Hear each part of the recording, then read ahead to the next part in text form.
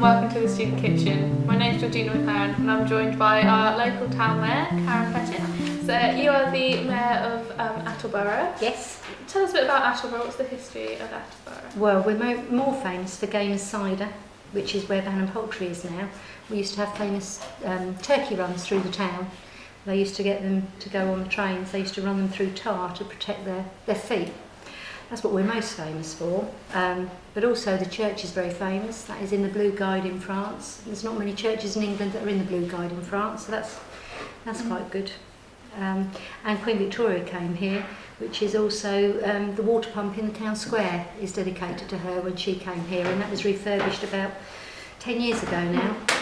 Because there is a well actually there. You can get water from it, although it's had to be turned off at the moment because of the new health and safety, but it is over a water supply. So, as part of our Money for Life project on the Student Kitchen, we've been looking at ways that students can save money on a budget. Mm-hmm. When you first left home, what was your first kind of meal that you cooked? Do you recall the sort of things you used to cook? When I very first left home, it was more like spaghetti on toast. But my first proper big meal I cooked was for my now husband. I made this really fancy, I thought it was very fancy. It was a lamb ragout, and I put it in a casserole dish, but I only had a tiny little Balling oven, and you couldn't set the temperature, it just got hotter and hotter and hotter. And all of a sudden there was this almighty bang, and all this liquid came out from the doors. The pot had broke, and all the gravy came out everywhere.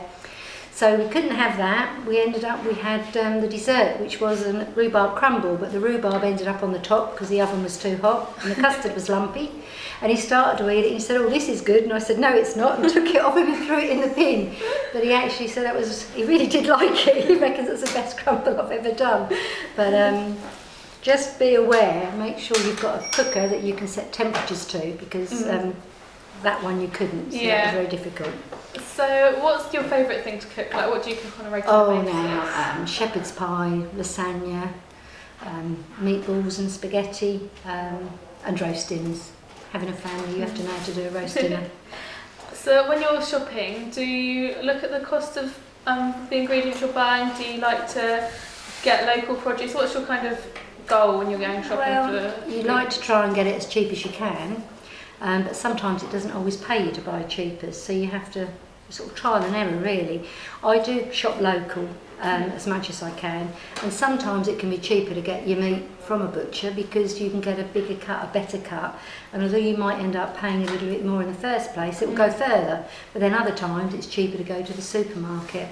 But sometimes there is a bit you do get what you pay for. That is true sometimes. So you just have to look at what you're getting and you know, you learn, but you only learn through trial and error. So what advice would you give to students that are going away for the first time and they're starting to cook for themselves? Well, don't try and do anything that's too difficult. Start off with something easy, even if it is just beans on toast. You're not going to die, you can live on beans on toast. But then gradually progress. You can get soups, you can make soups, you know, very simple. Get an easy, simple recipe book. You can get them from the library that literally do say simple recipes for one person, for two people, and try and buy. Sometimes it does pay you to buy in bulk, but money is an issue. So, you know, if you buy from a local shop, you can buy one of this, one of that. And, you know, you do it that way instead of having to buy a big packet. It can be cheaper sometimes. But when you're buying pasta, it's sometimes better to buy a bigger packet. Yeah. So, but again, it's trial and error and what you like. Brilliant. Thank you very much for your time, Karen. That's all right.